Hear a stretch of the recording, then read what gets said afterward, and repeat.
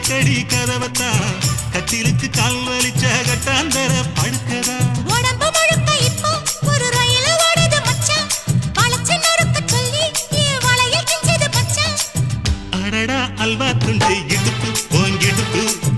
அழகா பத்தி கிச்சி நெருப்பு தூள் கிளப்பு